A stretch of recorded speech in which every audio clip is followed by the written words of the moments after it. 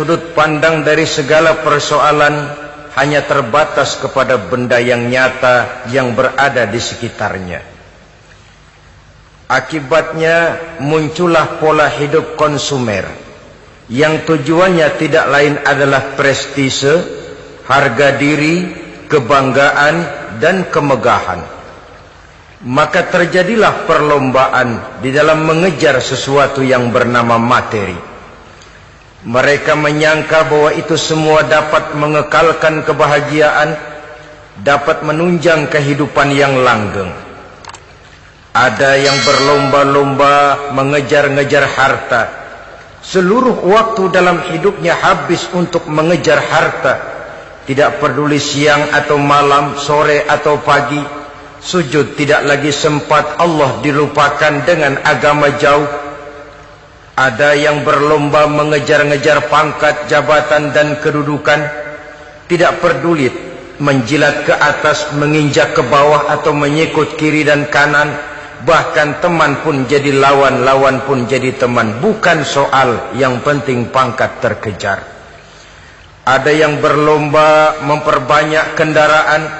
Sejak dari jet pribadi, pesawat kapal pesiar, sampai kepada mobil-mobil mutakhir. Ada yang berlomba memperbagus rumahnya. Ada yang berlomba memperbanyak istri dan anak-anaknya. Seluruhnya tenggelam di dalam perlombaan yang menurut ukuran mereka akan mendatangkan prestise, kemegahan, dan kebanggaan. Allah Subhanahu wa ta'ala menegur, memberikan peringatan dalam surah yang pendek, yaitu surah At-Takatsur. Alhaakumut takatsur hatta zurtumul maqabir kalla sawfa ta'lamun. Alhaakum ay syagalakum an ta'ati rabbikum. Kamu telah lalai daripada taat kepada Tuhanmu, dan yang menyebabkan kamu lalai itu tidak lain at-takatsur. At-takatsur artinya at-tabahi bi kathrati mata'id dunya. Bermegah-megah dengan memperbanyak kesenangan hidup duniawi. Dengan kata lain, berlomba-lomba mengejar kemegahan duniawi telah menyebabkan kamu lalai daripada mengingat, daripada taat kepada Allah Subhanahu wa ta'ala. Apabila orang cenderung materialistis, seluruh kegiatan hidup dikerahkan untuk berlomba memperbanyak materi. Apa namanya harta benda, apa namanya rumah, apa namanya pangkat dan jabatan. Maka dikala itu seseorang akan sangat mudah lalai daripada taat kepada Allah Subhanahu wa ta'ala. Hilanglah kesadaran bahwa sesungguhnya apapun yang kita miliki dalam kehidupan dunia ini tidak lain hanya barang titipan sementara. Kita cari, kita kejar, tapi setelah kita dapatkan, jangan dia dijadikan tujuan. Jadikanlah dia sebagai alat.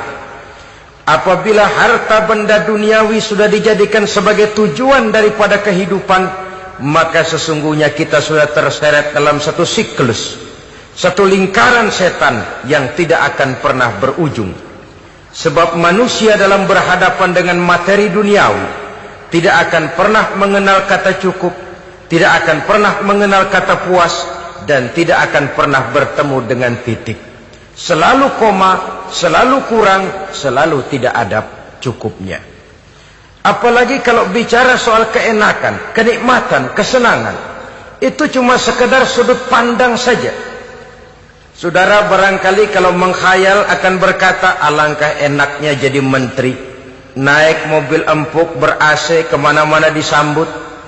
Menteri juga barangkali akan berhayal seperti saudara, alangkah enaknya jadi rakyat biasa, bebas duduk angkat kaki di warteg tanpa ada yang mengamankan, tanpa harus terikat oleh protokol-protokolan, tanpa harus diatur ini dan itu. Jadi perbedaan cuma sudut pandang saja. Mungkin tukang bakso melihat tukang cukur itu enak, sebab kepala siapa saja bisa dipegang. Tapi barangkali juga tukang cukur melihat tukang bakso itu enak, dan begitulah selanjutnya. Keenakan cuma perbedaan sudut pandang. Saudara-saudara kaum muslimin rahimakumullah. Oleh sebab itu agama memberikan kesadaran seluruh yang kita miliki, yang dititipi oleh Allah dalam kehidupan ini berupa materi keduniaan, hakikatnya adalah alat dan bukan sebagai tujuan. Apabila alat sudah kita jadikan tujuan, kita akan terjebak ke dalam satu perlombaan yang justru akan mencelakakan kita sendiri. Inilah yang saya maksud dengan sirkuit celaka. Perlombaan yang hanya membuat kita jerih, payah, keringat bercucuran, tenaga terkuras, tapi tidak akan pernah sampai ke garis finish. Karena memang tidak ada garis finishnya. Betapapun jauhnya satu perlombaan, dia mesti punya garis finish. Tapi kalau sudah at-takatsur, berlomba bermegah-megah diri, maka barangkali tidak akan pernah ada garis finishnya. Kita akan terseret dalam lingkaran setan, berputar di seputar itu tanpa tahu kapan berhenti dan di mana titiknya. Agamalah yang memberikan kesadaran. Alhaakumut takatsur. Bermegah-megahan telah membuat kamu lalai daripada taat kepada Allah Tuhanmu. Semua sadar bahwa kita diciptakan tidak lain adalah untuk mengabdi kepada Allah. Nilai pengabdian ini sering lentur, nilai pengabdian ini sering luntur, manakala kita sudah berlomba-lomba bermegah-megah dengan materi kehidupan dunia. Islam jelas tidak menganjurkan penganutnya jadi orang miskin.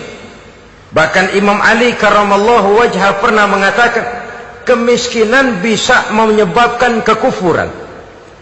Ayat yang pertama turun juga kita tahu, Iqra, baca olehmu. Kan seolah-olah Quran cuma tidak langsung saja bilang, hai orang Islam, kamu jangan jadi bodoh. Kebodohan menimbulkan kemiskinan, kemiskinan mendekatkan kita kepada kekufuran. Jadi miskin sama kufur tetangga. Artinya dalam kondisi miskin, kemudi hati itu mudah terombang-ambing. Oleh sebab itu sering kemiskinan umat Islam ini dimanfaatkan oleh orang-orang lain untuk menyebarkan agamanya. Padahal agama adalah soal keyakinan yang tidak mungkin ditunjang dengan supermi, ditunjang dengan beras, pakaian, obat-obatan, beasiswa. Agama adalah soal keyakinan. Keyakinan adalah soal kebenaran, dan kebenaran itu adalah milik bersama. Tujuan diciptakannya manusia tidak lain adalah untuk melaksanakan ibadah. Kalau orang tenggelam dalam perlombaan memperbanyak harta, mempertinggi kedudukan, memperindah segala macam yang sifatnya duniawi, biasanya itu akan membuat dia lalai dari taatnya kepada Allah Azza wa Jalla. Kadang bukan hanya lalai daripada taat, juga sering terjebak kepada maksiat. Karena kalau pola pandang dan tolok ukur sudah benda duniawi semata-mata, sangat tidak mustahil orang lalu terjebak ke dalam prinsip menghalalkan segala cara. Asal sudah tujuan tercapai, cara apapun halal. Akhirat nomor 18. Nah, bukankah memang barangkali kita sejak kecil sudah dilatih untuk materialistis? Umpamanya kita hanya sering dilatih untuk takut kepada yang konkret-konkret saja, takut kepada yang nyata-nyata saja. Seorang ibu kalau menakuti anaknya, aduh nak, kenapa ini kau kerjakan? Kalau bapakmu tahu, waduh, habis kamu. Nah, kita lihat, kalau bapakmu tahu, kalau polisi tahu, kalau hansip tahu, kalau satpam tahu. Tapi jarang seorang ibu menanamkan kepada anak, nak, kenapa ini yang kau lakukan, nak? Bukankah kau tahu Allah lihat, Allah tahu, Allah dengar, Allah, nak? Diajarkan takut kepada yang gaib. Karena kalau takut dia kepada polisi, dia masih bisa cari tempat lain dong yang polisi kagak lihat. Kalau takut dia kepada satpam, minggir dong ke tempat yang kira-kira satpam nggak lihat. Tapi kalau sudah takut itu terpulang kepada Allah, kepada yang gaib, tidak sejengkal tanah pun yang terhalang dari pengetahuan Allah. Tapi itulah salahnya kita. Sejak kecil anak-anak sudah kita latih untuk takut hanya kepada yang konkret-konkret saja. Akibatnya sampai dia besar melembaga dalam kehidupannya. Dia nyolong, kata temannya, kamu nyolong ya? Iya. Kok nyolong sih? Emang. Kenapa nyolong? Biarin.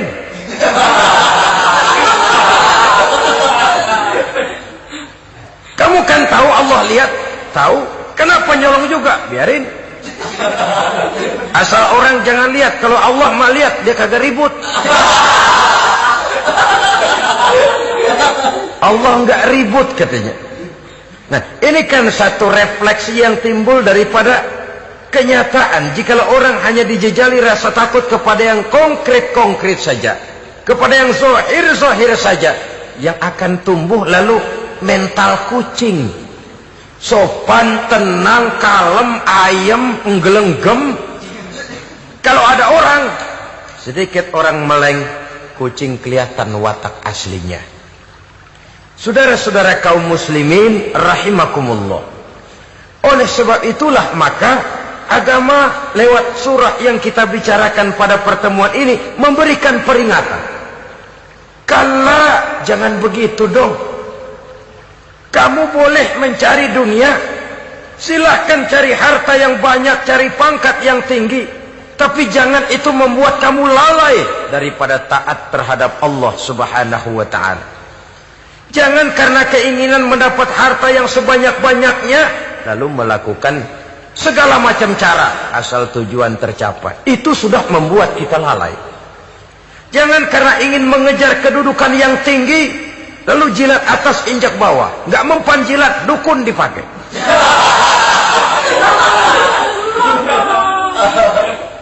Itu kan sudah membuat kita lalai. Nanti kalau berhasil, wah dukun kita paten. Tapi kalau gagal, dukun sialan, gagal mampu. Hilanglah Allah dalam kehidupan kita. Makin materialis, dan perlombaan ini membawa kita kepada kecelakaan. Kala, sekali-kali jangan begitu.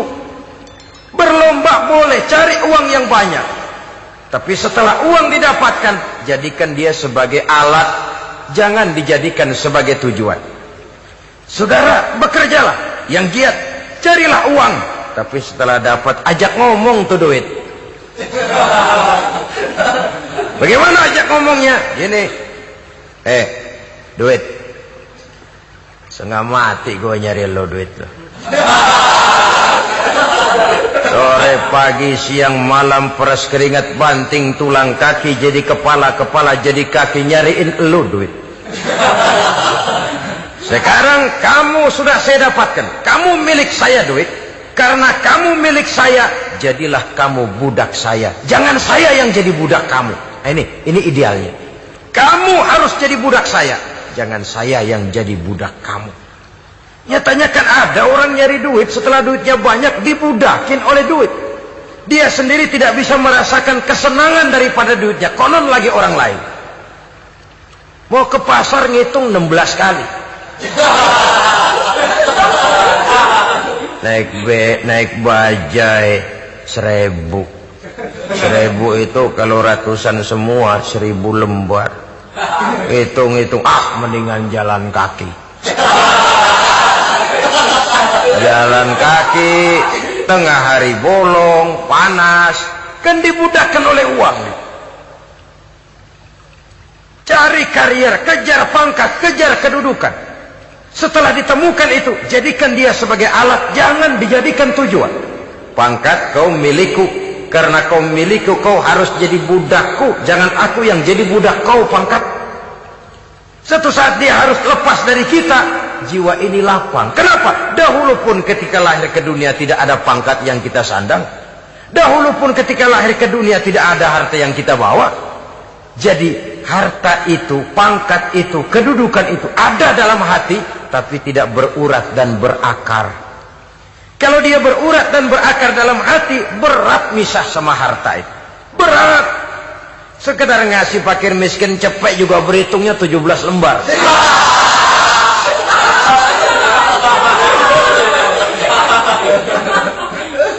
Dengar di kantornya mau ada mutasi, pindah dia dari tempat basah ke tempat kering, baru berita burung udah meriang duluan. Ini nanti bagaimana, itu nanti bagaimana, ini nanti bagaimana. Kan tidak jarang orang yang kena apa istilah kerennya zaman sekarang itu post power syndrome. Post power syndrome ini pernah dianalisa oleh Nabi. Kata beliau, irhamu salasatan minan nas. Sayangilah 3 macam manusia. Siapa mereka? Pertama, azizan zalla, orang terhormat yang jatuh hina. Ini yang sering terkena post power syndrome. Biasa kemana-mana dikawal, dihormati, datang ke tempat ini protokol siap, ini serba diatur, semua serba beres. Begitu jabatan selesai atau pensiun, habis orang gak indah-indah. Dia lihat orang diemin aja, orang diemin, orang tonton. Ini kalau nggak kuat mentalnya, itu kena post power syndrome. Akibatnya ya bisa jantungan, bisa leper, bisa darah tinggi. Ya penyakit-penyakit yang zaman dulu kita nggak kenal. Ini kan makin banyak dokter, makin maju ilmu kedokteran, makin aneh penyakit. Saudara hadirin yang saya hormati, post power syndrome kena apa yang dinamakan frozen emotional attitude. Tidak kuat menghadapi kenyataan. Azizan zalla, orang terhormat yang jatuh hina, itu sangat perlu dikasihani. Yang kedua, ghaniyan qad iftaqara, orang kaya jatuh miskin. Ini juga sama. Biasa hidup apa ada, serba ada, lalu harus hidup apa adanya. Ini kalau kurang-kurang kuat benar-benar membleng.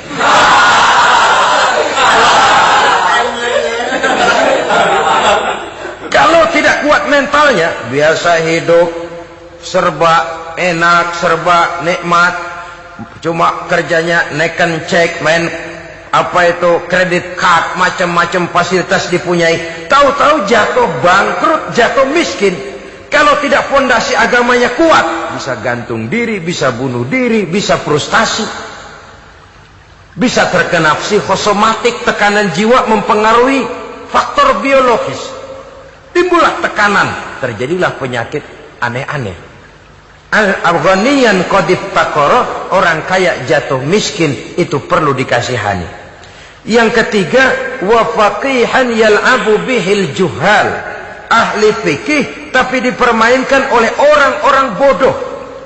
Hanya kebetulan orang bodoh itu punya kekuasaan. Hukum bisa dipesan.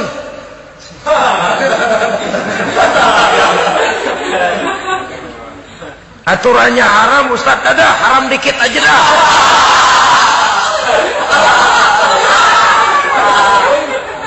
Sibuklah tuan fakih ini, ahli fikih ini mencari dalil kebet sana kebet sini supaya yang tadinya haram benar bisa jadi haram sedikit. Padahal yang minta ini orang bodoh, tidak ngerti agama. Cuma karena punya kekuasaan dipermainkan oleh orang yang fakih. Orang yang fakih ini dipermainkan. Kasihan orang yang seperti itu. Wa faqihan yal'abu bihil juhal, ahli fikih tapi dipermainkan oleh orang-orang bodoh. Akibatnya karismanya hilang, wibawanya lenyap. Dia menyangka bahwa dengan mengharam-haram sedikit-sedikit itu dia bisa mendapat keuntungan yang berganda-ganda, padahal akibatnya itu hanya akan membawa kecelakaan saja. Allah peringatkan benar, kala, sekali-kali jangan begitu. Cari uang yang banyak silahkan, ngejar kedudukan yang bagus boleh, bikin rumah yang hebat silahkan, ada kendaraan bagus silahkan, tapi jangan sampai kamu terjebak kepada sirkuit celakai, perlombaan yang tidak ada garis finishnya. Sering dicontohkan orang menghayal, melamun. Kamu kenapa nggak mau ibadah? Lah bagaimana mau sembahyang, saya di Jakarta masih ngontrak.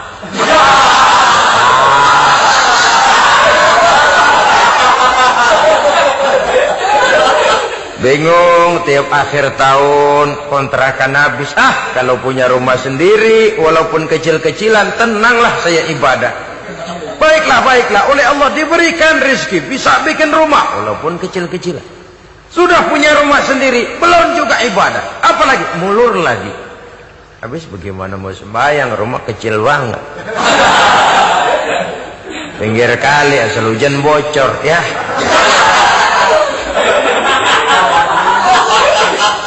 Kalau bisa punya rumah permanen, rajin dah ibadah dah. Iyalah, diberikan rezeki bisa bikin rumah besar, kamarnya banyak, halamannya luas, kendaraan belum ada, perabotan belum lengkap. Sudah ada kendaraan, belum kayak orang-orang. Sudah kayak orang-orang, masih sama dong, kudu di atas. Kapanlah selesainya?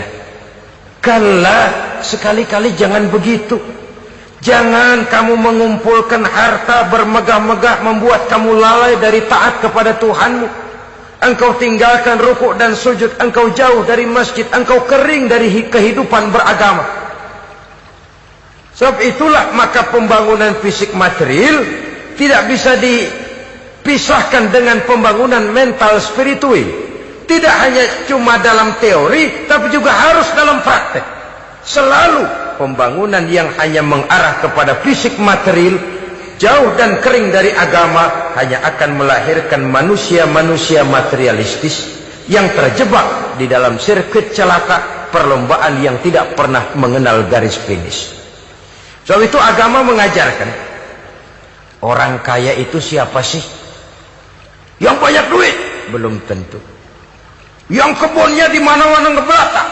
Belum tentu. Yang pabriknya selebar-lebar? Belum tentu. Yang punya segala macam peternakan, dari peternakan gajah sampai peternakan kutu?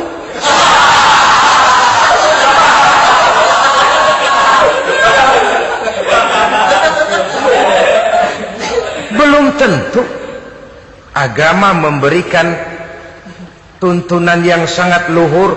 Orang kaya itu adalah orang yang hidupnya cukup. Orang miskin itu orang yang selalu merasa kurang. Bagaimanapun banyak duit saudara miliki, kalau masih merasa kurang, masih miskin saudara.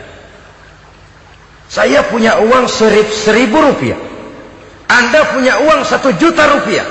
Mungkin saya lebih kaya dengan uang yang 1.000 ketimbang Anda 1 juta. Kenapa? Dalam tangan saya uang 1.000 besar, artinya sesuai dengan kebutuhan saya. Tapi di tangan Anda uang 1 juta, kebutuhan Anda lebih besar daripada itu lagi. Maka agama mengajarkan sifat qanaah, merasa cukup, dan itulah sumber kekayaan yang hakiki. Orang kaya adalah orang yang hidupnya cukup. Kalla saufa ta'lamun, jangan begitu, nanti kamu akan tahu. Summa kalla saufa ta'lamun, jangan sekali-kali begitu, suatu saat kamu pasti akan tahu. Kalla law ta'lamuna ilmal yaqin thumma latarawunnaha 'ainal yaqin thumma latus'alunna yawma idzin 'anil na'im. Nah, kapan perlombaan ini akan menyadarkan orang biasanya? Hatta zurtumul maqabir, sampai kamu dekat ke liang kubur. Itu biasanya kalau istilah orang sekarang baru ngeh. Asal sudah napas sampai tenggorokan disambung dengan selang, sudah Senin Kemis dibantu dengan alat picu jantung, gerak gerak gerak gerak, sudah kayak orang mau gergaji kayu. Dikala itu barulah sadar orang biasanya. Dan kesadaran semacam itu, kesadaran yang terlambat, kesadaran ala Fir'aun. Fir'aun selagi hidup diajak beriman dan nehi aja.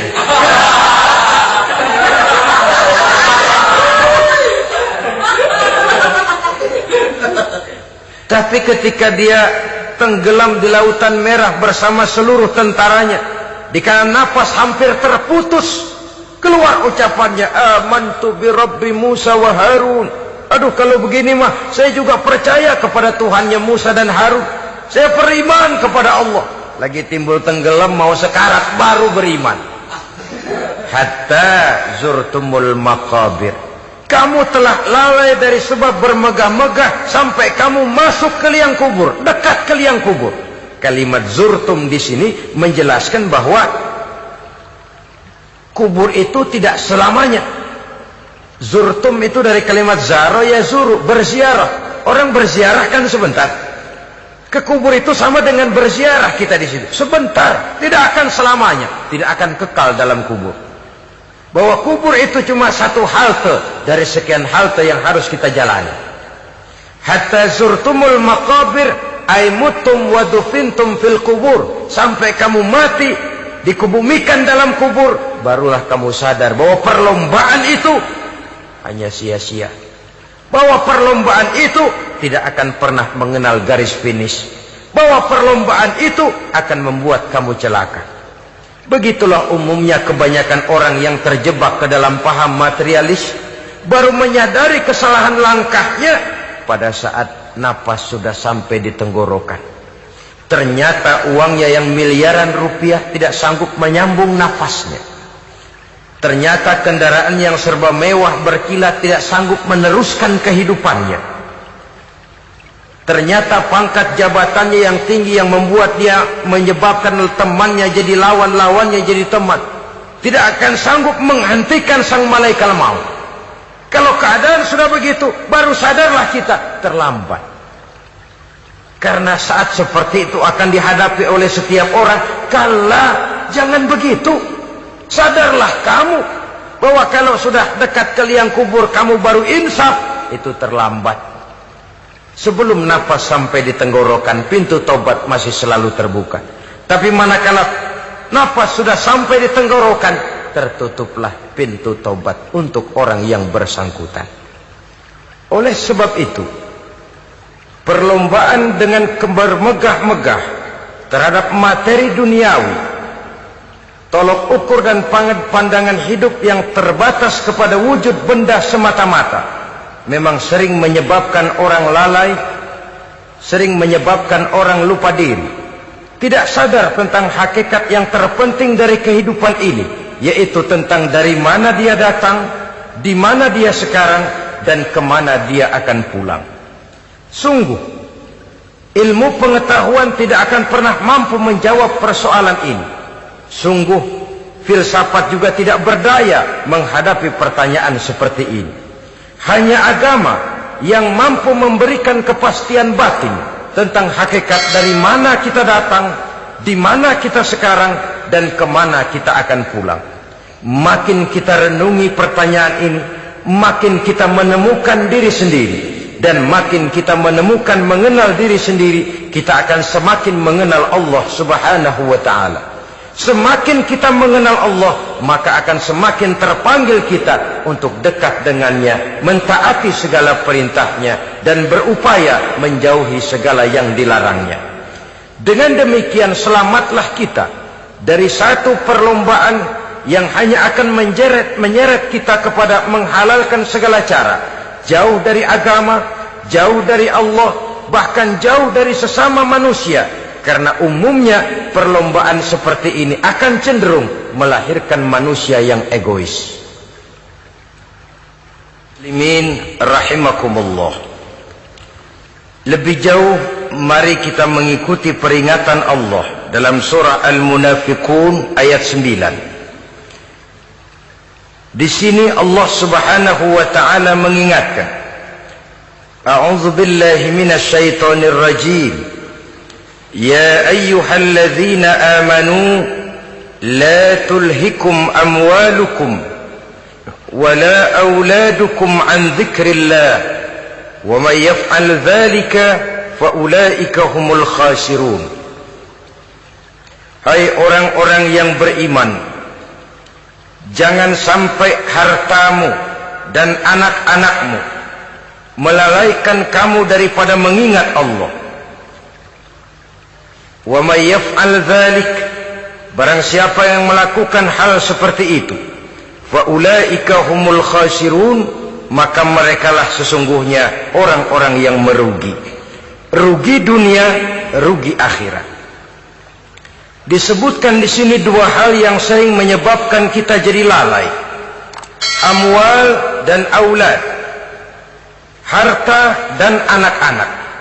Materi dan keluarga. Perlombaan di dalam mengumpulkan materi sering menyebabkan kita menjadi lalai.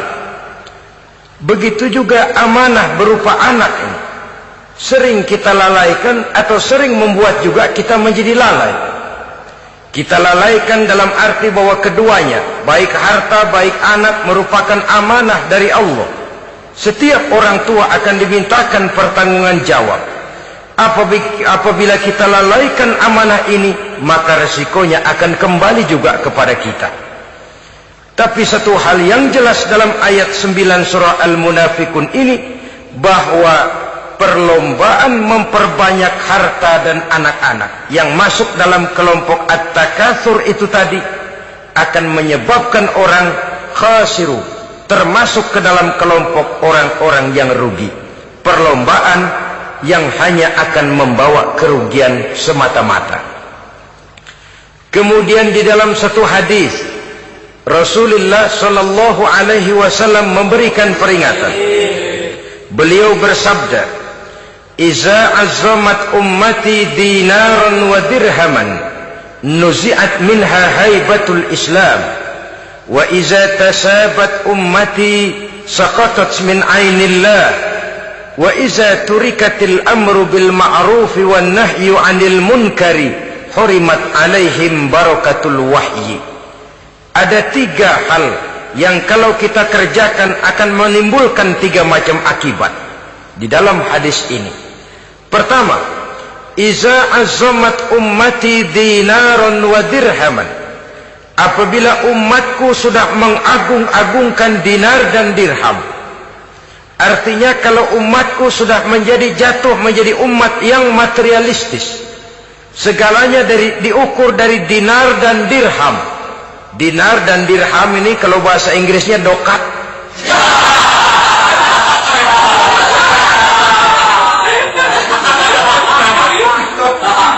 Segalanya diukur dari segi dinar dan dirham saja. Nuzi'at minha haibatul Islam, akan dicabutlah kehebatan Islam dari mereka. Memang ada kalanya kita berkata bahwa tanpa uang kita tidak bisa berbuat apa-apa. Tapi kalau itu dijadikan landasan dari segala sesuatu, itu yang dijadikan ukuran, itu yang dijadikan tujuan, kita hakikatnya sudah gagal sebelum melangkah. Apapun saja profesi kita, apabila sudah menjadi pendewa dinar dan dirham, akan hilanglah kehebatan Islam, akan dicabut kehebatan Islam itu. Umat Islam bisa dibeli, ulama bisa dikontrak, kiai bisa dicarter. Saudara hadirin ma'asyiral muslimin rahimakumullah, apabila umatku sudah membesar-besarkan dinar dan dirham, bermegah-megah dengan itu, berlomba-lomba memperbanyak itu yang menjadi tujuan dan tolok ukur dari segala kegiatan, nuzi'at minha haibatul Islam, akan dicabutlah kehebatan Islam. Hilang itu wibawa. Walaupun dia bernama umat mayoritas dalam jumlah, tetapi dia minoritas dalam peranan. Mayoritas dalam bilangan, tapi minoritas dalam percaturan kegiatan hidup ini. Kita ingat di zaman pengembangan Islam di masa Rasulullah sallallahu alaihi wasallam, mereka berlomba-lomba mengorbankan dinar dan dirhamnya untuk kepentingan agama. Bukan mengorbankan kepentingan agama untuk mencari dinar dan dirham. Kita di zaman sekarang sering terjadi penjungkiran nilai, terbalik yang kita amalkan. Nabi Ibrahim mengorbankan putranya Ismail untuk kepentingan agama. Kita sering sekarang ini mengorbankan kepentingan agama untuk anak-anak kita. Dulu anaknya yang dikorbankan buat agama. sekarang agamanya dikorbankan buat anak. Dulu dinar dan dirham dibelanjakan untuk menopang agama, sekarang agama dijadikan alat untuk mencari dinar dan dirham. Saudara-saudara kaum muslimin rahimakumullah, memang apabila dinar dan dirham digunakan untuk penyangga perjuangan, itulah idealnya. Saya katakan tadi, dinar, dirham, uang, dunia cuma sekedar alat, bukan sekedar tujuan. Kita memerlukan alat ini. Membangun pesantren tidak cukup dengan semangat. Membangun rumah sakit Islam tidak cukup dengan pidato. Membangun masjid tidak cukup dengan semangat menggebu-gebu. Kita perlu semen, kita perlu pasir, kita perlu batu kali, kita perlu besi, dan itu semua beli. Tidak turun dari langit seperti turunnya embun di waktu pagi. Tidak mungkin rumah sakit Islam muncul ke permukaan hanya dengan simsalabim abracadabra.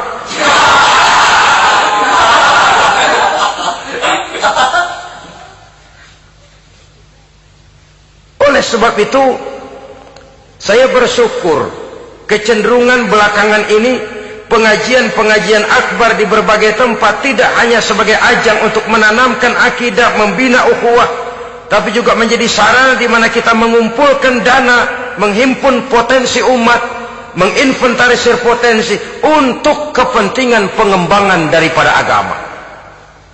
Meskipun ada satu dua orang yang salah paham tentang ini, sampai kemudian saya mendapat satu merek yang cukup tidak enak untuk didengar, mengkomersilkan pengajian katanya, karena memang ada pengajian yang menggunakan sistem karcis, sebenarnya juga tidak etis. Undangan berikut infak yang seluruh hasilnya digunakan buat kepentingan agama, apakah itu rumah sakit, apakah itu madrasah, apakah itu masjid, dan 1 sen pun saya tidak menuntut bagian dari itu. Saya malah berprinsip sepanjang saya masih laku untuk dijual dan itu memang buat kepentingan agama, persilahkan jual saja. Asal buat masjid, pesantren, madrasah, rumah sakit Islam, kegiatan syiar dan dakwah, silakan. Tapi kalau sudah dijual buat kepentingan pribadi, memperkaya diri sendiri, tentunya dunia akhirat sulit untuk ridho kepada tingkah laku yang semacam itu. Kita memerlukan dana. Umat di daerah membangun memerlukan dana. Dan dana itu tidak hanya datang begitu saja. Kita bersyukur bahwa untuk menghadiri pengajian sekarang ini orang mau mengeluarkan uang, mau memberikan infak dengan ikhlas, tidak dengan keterpaksaan. Kenapa tidak? Sehingga ini lalu diinventarisir untuk kepentingan pembangunan agama. Ratusan juta rupiah terkumpul dari pengajian-pengajian rutin ini, pengajian-pengajian akbar ini. Puluhan masjid terbantu, rumah sakit Islam terbantu, musola selesai.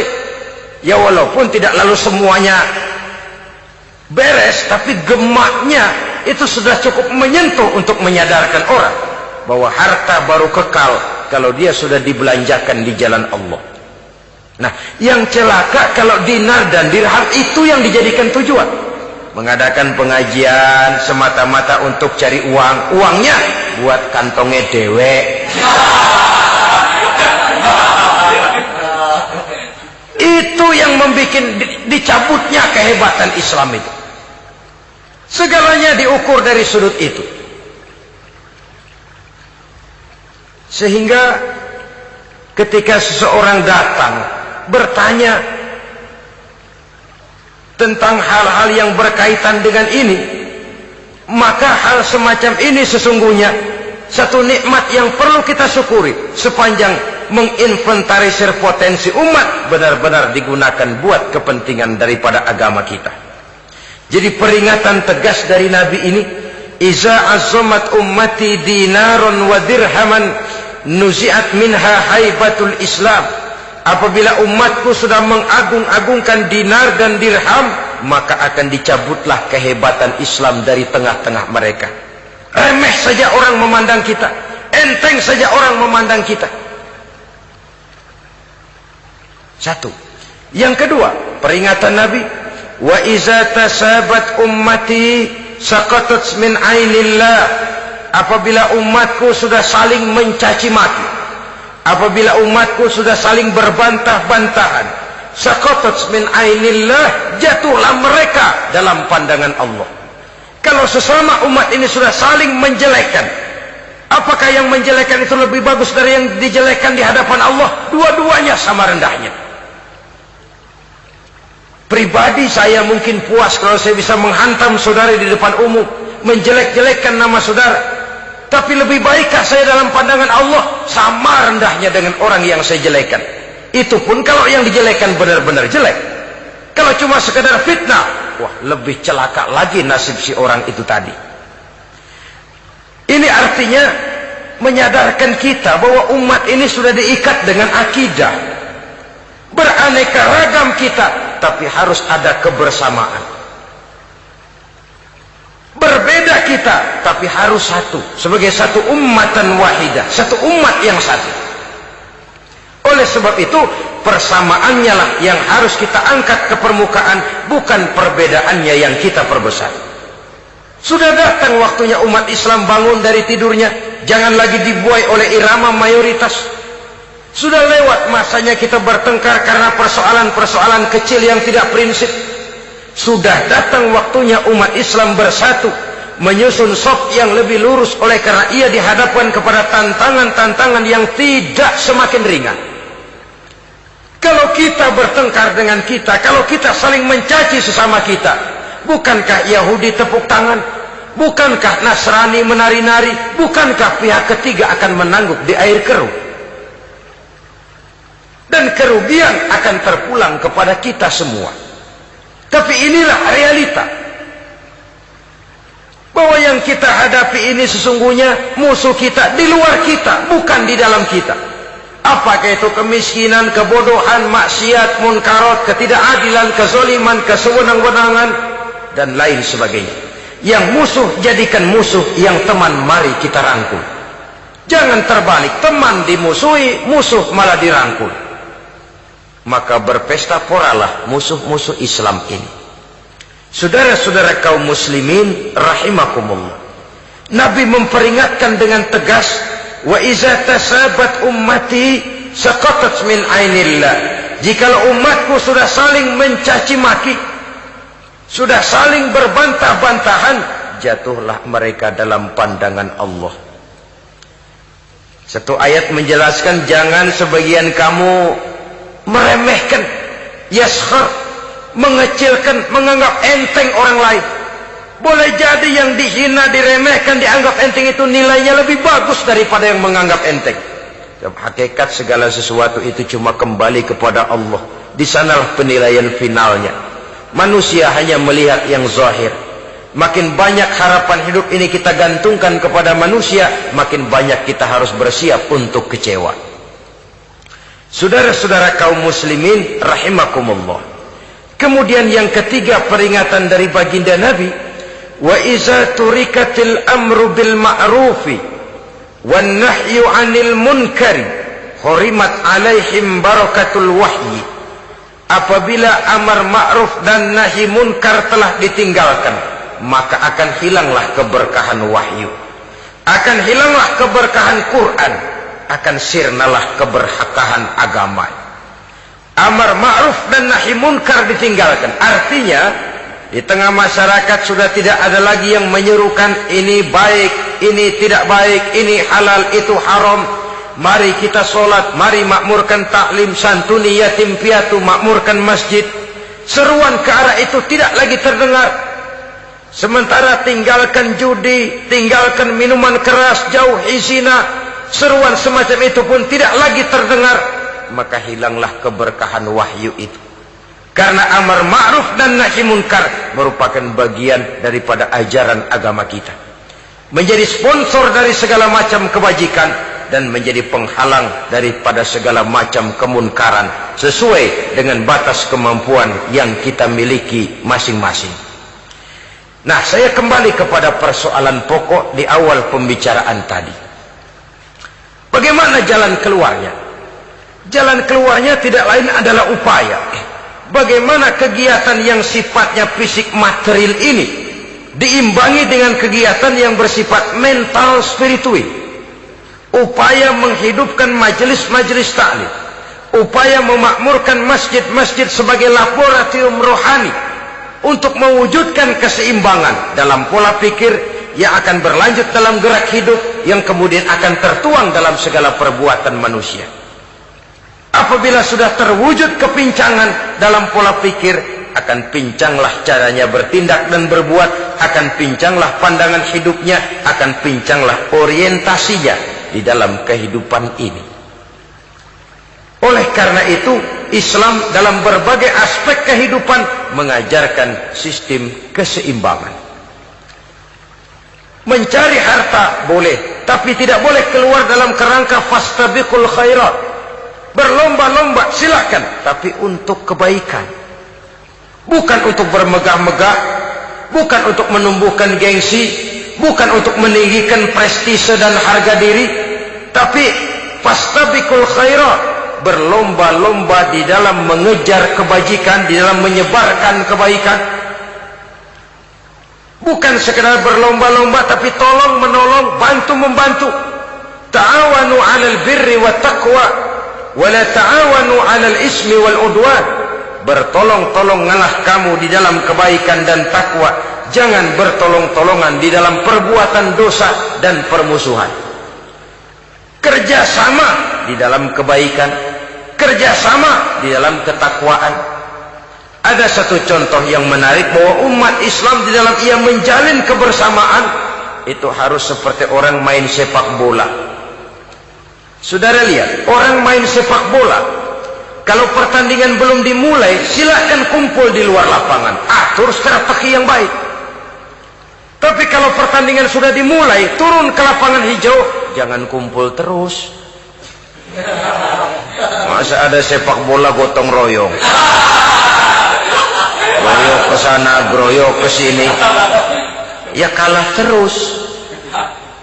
Harus ada yang jadi penyerang tengah, kan begitu toh sepak bola. Harus ada yang jadi kiri luar, kanan dalam, striker, back, penjaga gawang. Yang penting kerjasama, teamwork, lalu mampu menciptakan operan-operan. Yang jadi back jangan ngiri sama yang jadi penyerang tengah. Jangan hasut, sebab bagaimanapun juga andai kata si penyerang tengah berhasil menjaringkan bola ke gawang lawan, kan kemenangan bukan kemenangan satu orang, kemenangan satu kesebelasan, kemenangan satu tim. Ini yang sering terjadi, back ngiri sama penjaga gawang, lalu penjaga gawang ngiri sama penyerang tengah, penyerang tengah ngiri sama kiri luar. Ya kapan mau menggolkan ke gawang lawan? Kita ini satu kesebelasan, posisi boleh berbeda. Umat Islam itu harus ada yang jadi camat, lurah, bupati, gubernur, menteri, jadi jenderal, jadi konglomerat, jadi pengusaha, jadi teknokrat. Yang penting kerjasama, teamwork, mampu menciptakan operan-operan yang akurat. Diego Armando Maradona, enggak pakai dia, enggak. Itu katanya maha bintang, gagah, hebat, bintang lapangan hijau. Kapan Maradona hebat? Kalau ditunjang oleh 10 temannya yang lain, merupakan satu kesebelasan. Bagaimanapun hebatnya Diego Armando Maradona, kalau dia sendirian lawan satu kesebelasan, remek.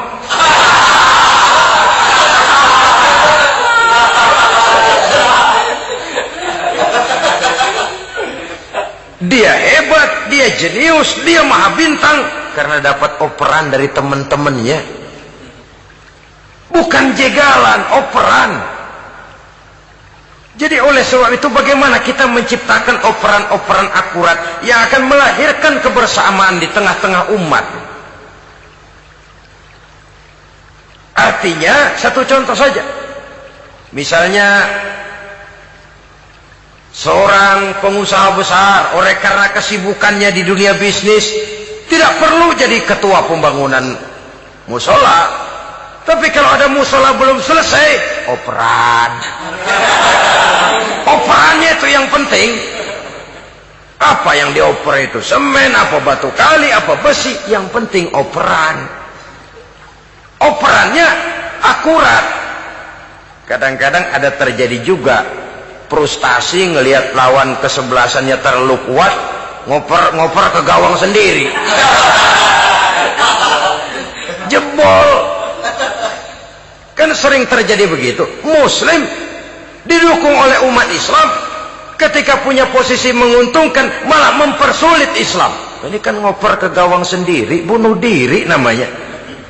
Boro-boro jebolin gawang lawan, asal jangan bunuh diri juga lumayan.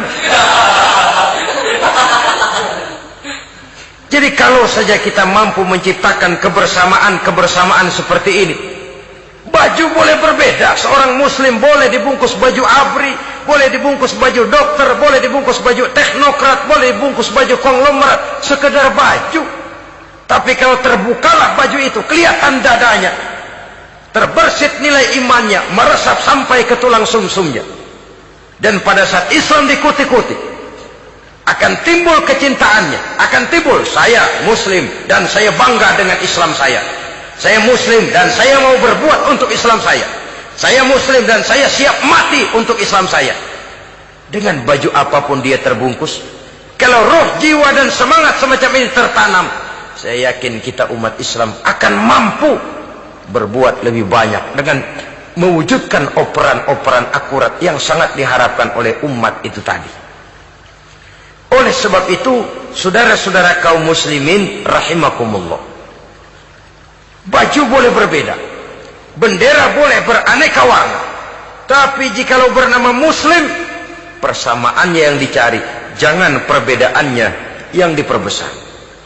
Nilai persaudaraan yang diikat dengan akidah semacam inilah yang banyak dicari orang, yang banyak menyebabkan orang masuk Islam. Di mana masjid kelihatan benar sebagai simbol kehidupan demokrasi dalam menciptakan ukhuwah, wawasan ukhuwah ini.